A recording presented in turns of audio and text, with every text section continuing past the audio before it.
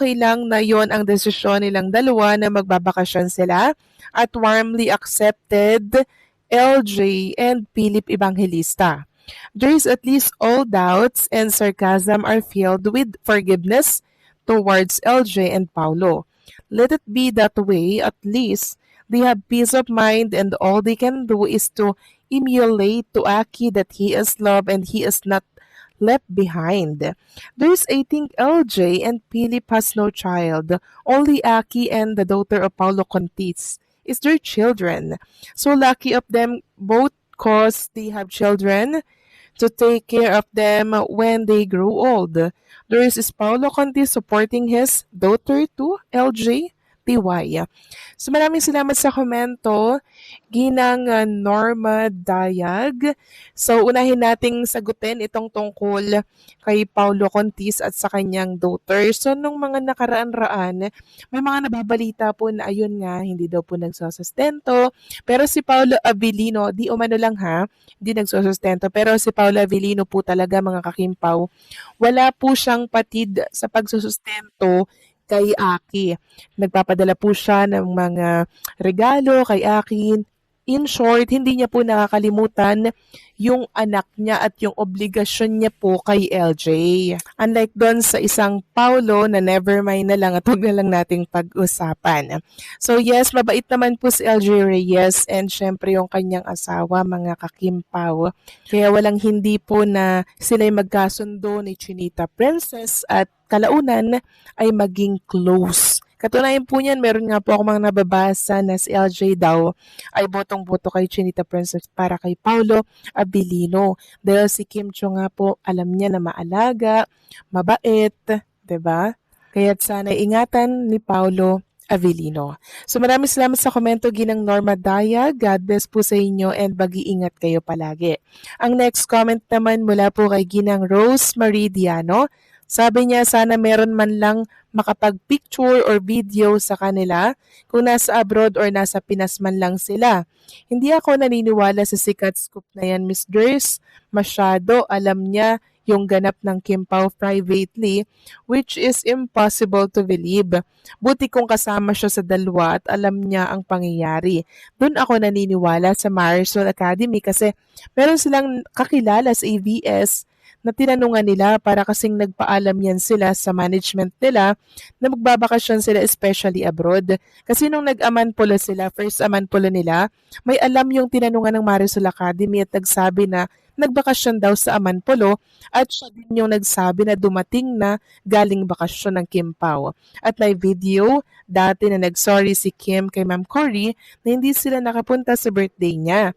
Dinig na dinig ang sagot ni Ma'am Cory, okay lang yan, date nyo naman yan. Kaya nga sabi ng mga Kim Pao fans dati, alam pala ni Ma'am Cory kung saan sila pumunta. So ibig sabihin, Ginang Rose Meridiano, isang confirmation na din po yung sinabi ni Ma'am Cory V na, di ba, yung relationship ko anong meron kay Kim and Paula Avellino. Hindi lang talaga nila inihahayag sa publiko, mga kakimpaw, kasi isa rin marahil yan sa kasama sa kontrata. So maraming salamat sa komento, Ginang Rose Meridiano. God bless po sa inyo at sana nga po ay may maglabas ng mga picture ni Kim and Paulo kung nasaan man sila dito sa ating bansa or sa labas ng bansa.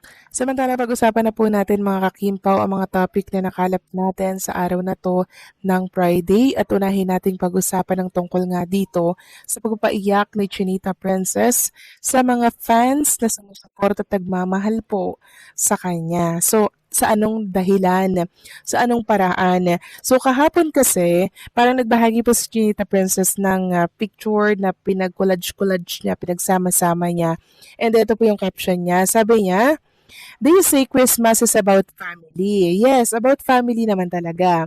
This year, mine look a little different. So, kakaiba daw po yung kay Chinita Princess ngayong taong 2025. All my life, I've been blessed to find family in people who choose to love me, hold me, and stand by me. Especially this year. Blood is different, yes, but bond is everything. These photos are just a part of the many souls who lifted me up. Not everyone fit in the frame, but every single one of you lives in my heart.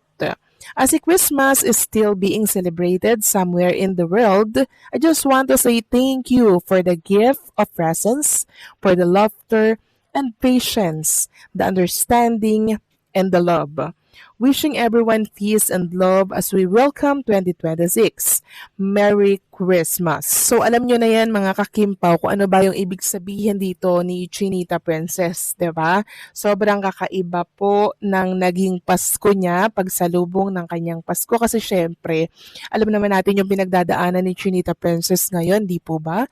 Meron po siyang pinoproblema at yun ay ang tungkol sa kanyang kapatid na sila Cam. Kaya different po yung pagsalubong niya ng Pasko, 'di ba? Ngayong taon po ng 2025. And marami nga po ang naiyak dito. Sabi ng isang netizen, "Oh, you made me cry once again, Kim. Your words are so full of meaning. Your heart always full of love and gratitude for the people who truly love, care, value, appreciate, respect, and trust you.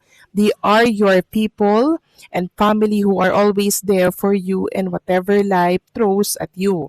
I may not be in the frame, but what is important for me is that I am and will always be praying for you and loving you forever like my own daughter.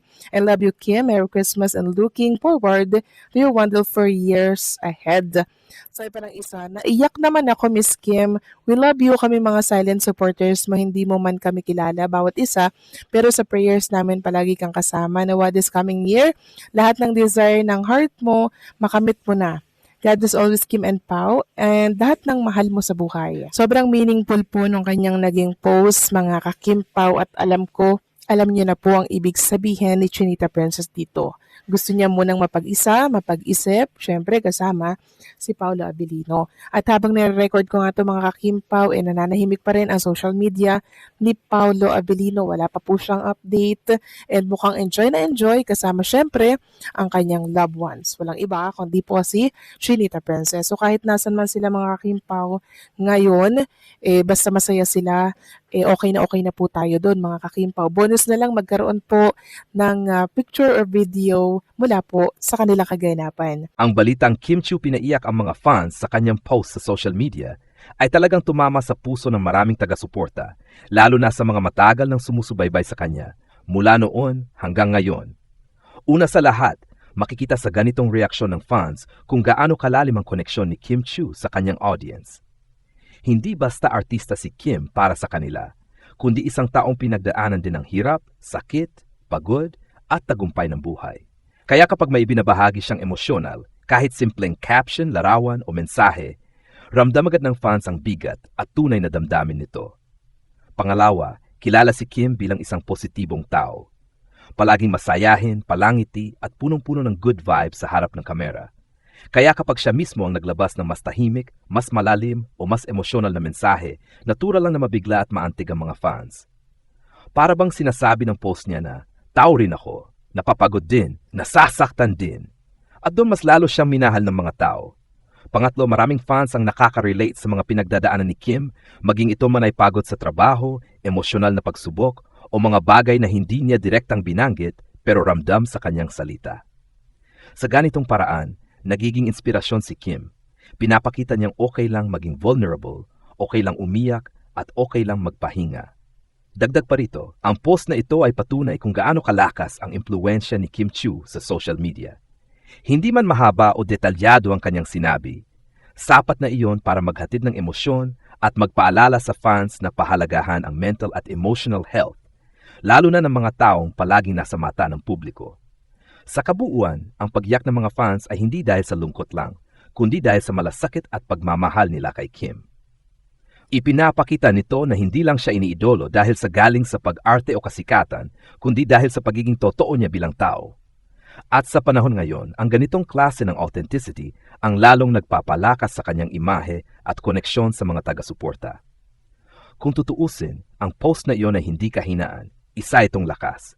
Lakas ng loob na magpakatoo at lakas na magbigay ng emosyonal na inspirasyon sa libu-libong taong patuloy na naniniwala at nagmamahal kay Kim Chiu. Para sa akin, makabuluhan at makapangyarihan ang balitang ito. Ipinapakita nito na si Kim Chiu ay hindi lang isang sikat na artista, kundi isang taong may tunay na emosyon na marunong magpakatoo sa kanyang mga fans. Ang simpleng post na nakaantig at nakapayak sa marami ay patunay kung gaano kalalim ang koneksyon niya sa kanyang taga-suporta. Hindi lahat ng artista ay kayang umabot sa ganitong antas ng emotional impact.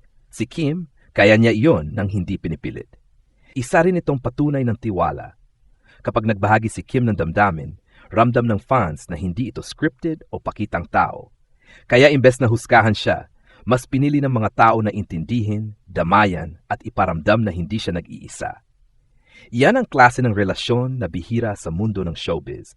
Bukod pa rito, mahalagang mensahe rin ito tungkol sa mental at emotional health.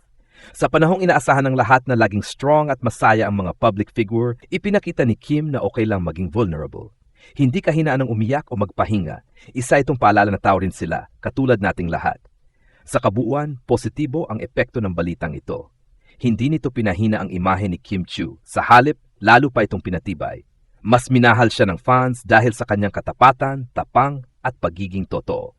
At minsan, ang mga luhang pinaiyak ay hindi dahil sa sakit, kundi dahil sa malalim na pag-unawa at pagmamahal. Ang balitang ito ay hindi basta ordinaryong showbiz update. Ito ay isang emosyonal na sandali na muling nagpatunay kung bakit nananatiling mahal at relevant si Kim Chiu sa industriya at sa puso ng kanyang mga tagahanga. Sa panahon kung saan sanay na ang mga tao sa curated at perfect na post sa social media, ang ginawa ni Kim ay kabaliktaran. Nagpakita siya ng tunay na damdamin, walang arte, walang maskara. Isa sa mga pinakanakapukaw ng emosyon sa mga fans ay ang katahimikan at lalim ng mensahe ng kanyang post. Hindi man niya tahahasang sinabi kung ano ang pinagdadaanan niya. Ramdam ng mga tao ang bigat, ang pagod, ang lungkot, at marahil ang pangangailangang huminga at magpahinga. At doon pumasok ang koneksyon. Maraming fans ang nakakita ng sarili nila kay Kim. Sa kanyang post, para bang sinabi niya, hindi ka nag-iisa. Mas lalo pang tumimo ang damdamin dahil kilala si Kim bilang palaging masayahin, positibo at punong-puno ng enerhiya. Siya yung tipo ng tao na nagbibigay lakas sa iba, kaya nang siya naman ang magpakita ng kahinaan, natural lang na masaktan at maantig ang kanyang mga taga-suporta. Hindi ito lungkot na negatibo, ito ay lungkot na may kasamang malasakit at pagmamahal. Mahalaga ring tingnan ng mas malalim na konteksto. Si Kim Chiu ay matagal nang nasa industriya, dumaan sa maraming pagsubok, personal man o profesional. Sa kabila ng lahat ng issue, intriga at pressure ng pagiging public figure, nananatili siyang matatag. Kaya ang kanyang post ay parang paalala na kahit ang mga matitibay, napapagod din. At minsan, ang pinakamalakas na tao ay yung marunong umamin na kailangan niya ng pahinga. Ang reaksyon ng fans, mga luha, mensahe ng suporta at panalangin ay patunay na hindi lang fandom ang meron si Kim, kundi isang komunidad. Isang grupong handang umunawa, makinig at umalalay sa oras na siya naman ang nangangailangan. Sa halip na chismis o negatibong haka-haka, mas nanaig ang empatiya at iyon ay isang magandang senyales kung paano dapat tratuhin ang mga artista bilang tao, hindi produkto. Sa kabuuan, ang balitang ito ay hindi tungkol sa pag-iyak lang ng fans, kundi tungkol sa katotohanan, koneksyon at emosyonal na tapang. Hindi bumaba ang imahe ni Kim Chiu, sa katunayan, mas lalo pa itong tumibay. Dahil sa mundong puno ng ingay at pagpapanggap, ang pagiging totoo ay isang bihirang lakas. At kung may isang malinaw na mensahe ang balitang ito, iyon ay ito. Ang pagiging vulnerable ay hindi kahinaan. Ito ay paalala na tayo ay tao, at ang pagiging totoo ay laging may kakayahang umantig ng puso. May ilan pang mahalagang punto na maaring idagdag sa balitang Kim Chiu pinaiyak ang mga fans sa kanyang post sa social media na mas nagpapalalim sa kahulugan nito. Una, makikita rito kung gaano kalakas ang impluensya ng isang artista kapag totoo at may puso ang mensahe. Hindi kailangan ni Kim ng kontrobersya o pasabog na pahayag para pag-usapan. Isang tapat na emosyon lang ang sapat para mag-viral at mag-iwan ng marka sa damdamin ng mga tao. Ipinapakita nito na mas hinahanap ngayon ng publiko ang authenticity kaysa ingay. Ikalawa, ang ganitong klase ng post ay nagsisilbing wake-up call sa fans at sa publiko na maging mas maingat sa mga salitang binibitawan online. Maraming artista, kabilang si Kim, ang tahimik lang na dinadala ang bigat ng bashings, pressure at expectations. Sa likod ng camera, may mga daming nasasaktan at ang post na ito ay parang hindi direktang pakiusap na maging mas maunawain tayo. Ikatlo, may positibong epekto rin ito sa mas malawak na usapan tungkol sa mental health at emotional well-being. Kapag isang kilalang personalidad tulad ni Kim Chiu ang nagiging bukas, Kahit hindi detalyado, nagbibigay ito ng lakas ng loob sa ordinaryong tao na kilalanin at iproseso rin ang sariling nararamdaman. Sa ganitong paraan, nagiging instrumento ng awareness ang kanyang pagiging tapat. Ika-4, pinatibay pa ng insidenteng ito ang solid na samahan ng kanyang fans. Sa halip na pagkawatak-watak o espekulasyon, mas nanaig ang suporta, pag-unawa at panalangin. Ipinapakita nito na ang fandom ni Kim ay hindi lang nandiyan sa masasayang tagumpay, kundi lalo na sa mga tahimik at mabibigat na sandali. Huli, sa perspektibo ng kanyang career, ang ganitong sandali ay maaring maging turning point, hindi dahil sa proyekto o ratings, kundi sa mas malalim na pag-unawa ng publiko kung sino si Kim Chiu bilang tao. Mas nagiging buo ang kanyang imahe. Hindi perpekto, pero totoo, hindi laging masaya, pero matatag. Sa kabuuan, ang balitang ito ay higit pa sa emosyonal na reaksyon ng fans. Isa itong paalala ng kapangyarihan ng katapatan, ng ugnayan sa pagitan ng artista at taga-suporta, at ng kahalagahan ng malasakit sa isa't isa, lalo na sa panahong madaling makasakit ang salita, pero bihirang magpakita ng pag-unawa.